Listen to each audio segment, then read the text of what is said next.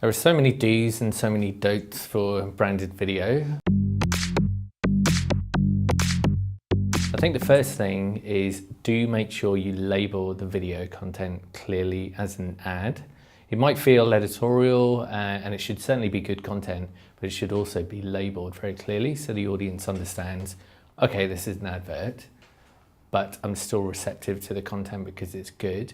I don't think necessarily the branded content needs to have a logo in the video in the first frame. I think it should be, say, within the first 5 to 10 seconds. So you give the video an opportunity to start running in and get people engaged.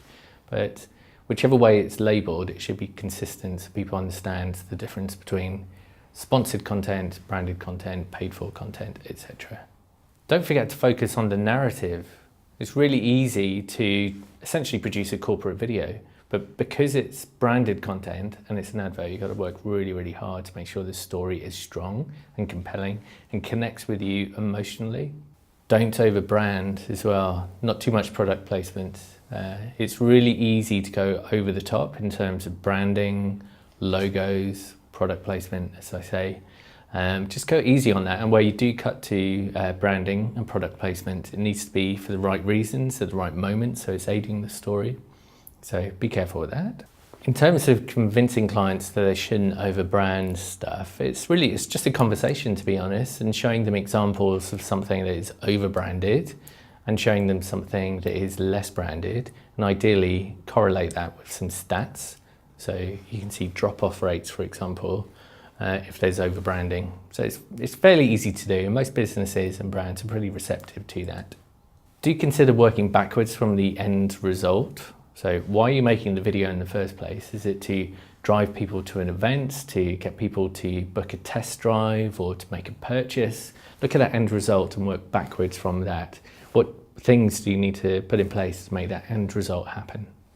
Generally speaking, the rule around videos has been 90 seconds or less, which is true to an extent, particularly for editorial content. So the sort of videos that you and I and everyone else around the world sees when they're looking on Facebook and just browsing the internet, they're what I would describe as incidental videos, just content you stumble across. They need to be short and sweet because people are so distracted by incoming emails and WhatsApp messages and Facebook messages and so on. So really short and to the point. But then on the other hand, there's content that people are actively searching out and willing to stop and watch.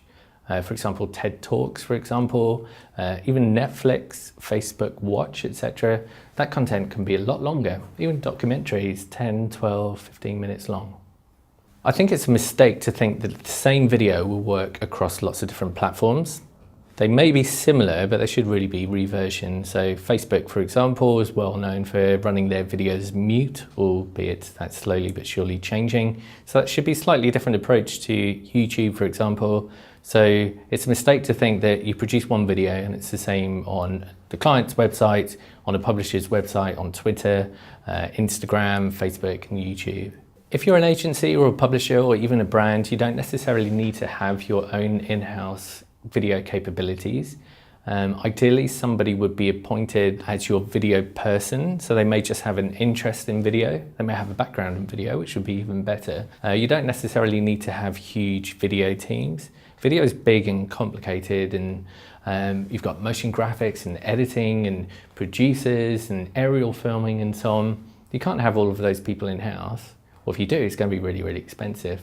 So see if you can find a small team or one person, and then consider either outsourcing to a third party who can support the whole process, including sales, all the way through to delivery. And as and when you have a requirement for video, either from your own clients or for your own purposes, work with those guys.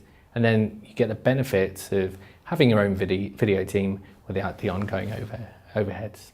Branded video content is really exciting. I think audiences are very savvy now. They understand what branded video content is, and it has an amazing cut through. We're in the world of ad blocking, for example, at the moment.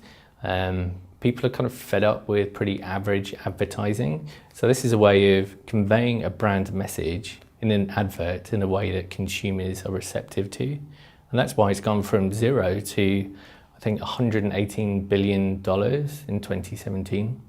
So that's why it's so exciting for me.